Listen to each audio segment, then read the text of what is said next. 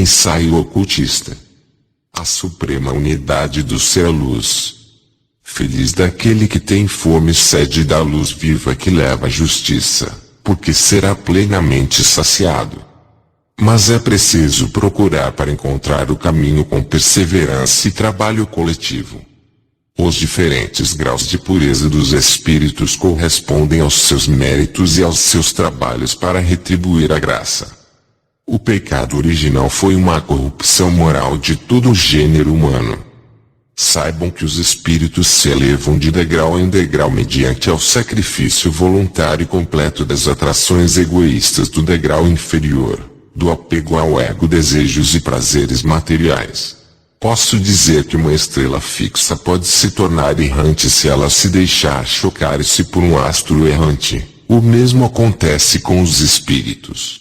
As reencarnações que não constituem missões podem ser obtidas a título de penitência ou de provação.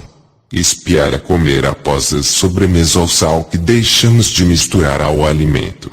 O Espírito Divino está em nós, não faz parte de nós, ou melhor, não nos torna parte dele senão no momento de nossa perfeita justificação. Ele nos abandona na hora que fechamos os olhos para o nosso eu interior, eu superior. Volta quando abrimos os olhos para o eu interior. Este Espírito é a vida universal. A luz é uniquaternária em suas manifestações. Ela é ativa ou passiva, visível ou latente. Não é nem fluido nem vibração. Ela é a substância primeira, que possui nela própria o princípio de seu movimento. Substância que é o resultado perpétuo de sua própria força produtiva. Serpente que se devora e que sai de si mesma o lemniscato. O que Deus criou e eternizou no primeiro dia da criação. Que haja luz. Porque o Gênese não é a história do passado, é a revelação do trabalho eterno do universo que é um motor contínuo, não para de criar. A luz existe porque Deus quer que ela exista. E toda coisa começam nela e nela terminam. Deus é a razão de ser da luz. A luz é a manifestação exterior do Verbo eterno de Deus.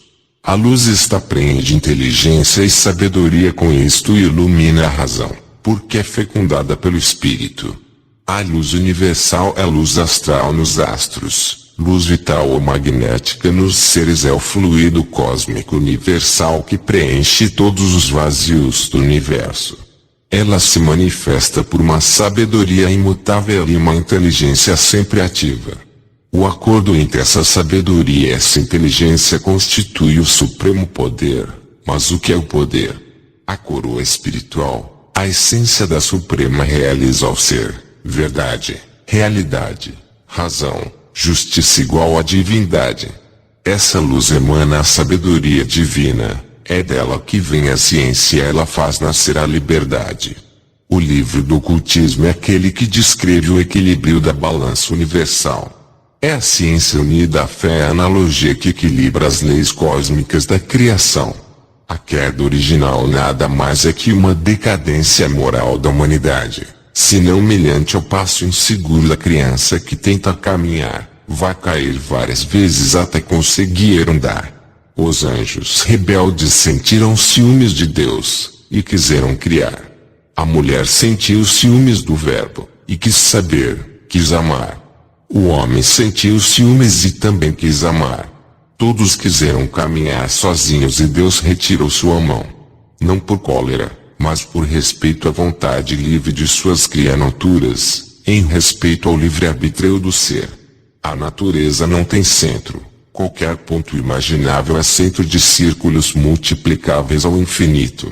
Os mundos giram ao redor de sóis, os sóis ao redor dos arquissóis, e assim por diante até o infinito, sem que exista um centro comum, pois de outro modo haveria uma circunferência comum e o infinito seria a unidade. Tudo o que vive já viveu e viverá. Os espíritos são ordenados hierarquicamente como os astros. Toda a vida particular que cessa retorna à vida universal. Os cadáveres se decompõem porque são vivos. O que está no alto é como o que está embaixo. Eis o axioma hermético da criação. Os espíritos são infinitos, em número e em hierarquia. como os astros, quando eles morrem, alienando a seu livre-arbítrio, a vida espiritual universal torna a absolvê-los e os decompõe. Esse é o verdadeiro fogo do inferno. O espírito é eterno sem piedade, porque ele é vida que não pode entrar em decomposição com a morte. Para o espírito a morte representa um parto da morte. Ele morre em um plano e nasce em outro e assim segue sua jornada evolutiva.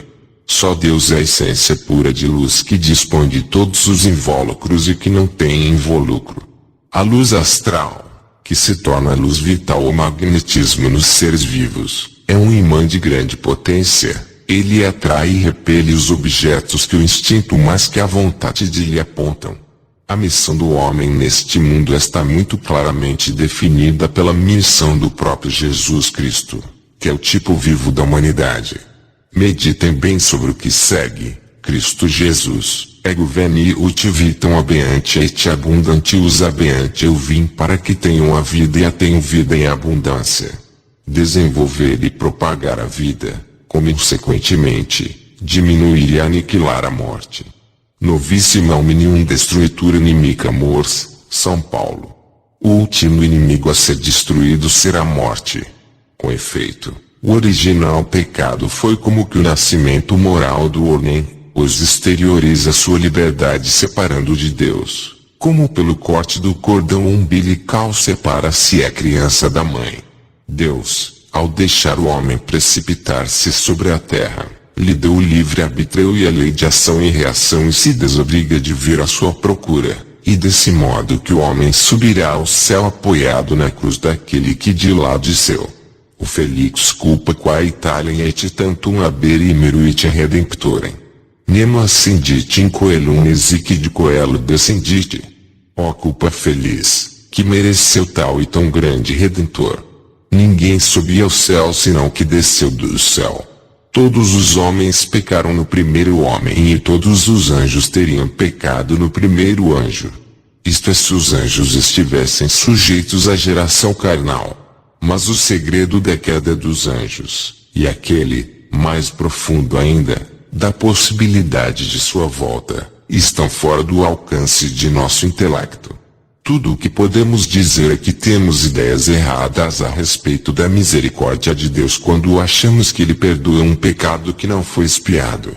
Quando Deus perdoa é porque o pecado não existe mais, transformou-se em bem. Os anjos não podem se transformar em homens, assim como o ouro não pode ser transformado em chumbo. É por isso que é preciso rejeitar a fábula da encarnação dos anjos. Seja para amar as filhas dos homens, seja até para se retenamperar nas fontes vivificantes da redenção pelo sangue, como é preciso rejeitar os absurdos da metempsicose de Platão, segundo a qual os homens, como penitência, se encarnariam em corpos de animais, minerais e vegetais. Tudo isto é uma noite obscura para os incrédulos e para os crentes cegos, até a vinda desse Espírito de verdade, Espírito da união, Espírito do amor universal, que renovará a face da terra e que já se encontra no mundo. A letra mata, o Espírito é que vivifica. Deus é a essência Espírito, e aqueles que o adoram devem adorá-lo em espírito e em verdade. Os mais ignorantes e os mais agarrados à letra morta são os chefes, os sacerdotes que velam os ensinamentos. São esses cegos condutores de cegos que se lançam, com seus rebanhos, no abismo na escuridão. É preciso comungar com o seu trigo, mas é preciso evitar o fermento que nele é colocado. Coragem, queridos irmãos trabalhadores da luz, não se deixem abater pelas dificuldades dessa época de transição. Sofreremos, mas continuemos a caminhar para o retorno à casa do Pai. A filosofia universalista nos levará com segurança. Ela é baseada na luz e no amor. Uma filosofia de união entre povos, não importando o credo ou a raça, para a construção de um mundo melhor, mais solidário e fraterno. Mas é assimilando com a ciência e a fé que nos traz o ocultismo as novas energias que ancoram no planeta, podendo cumprir a máxima que nos foi deixado pelo nosso irmão mais velho Nazareno. No final haverá um só rebanho para um só pastor e nenhuma ovelha se perderá. Fiquem na luz. Que a humanidade possa viver na luz, com a luz e para a luz. Que assim seja.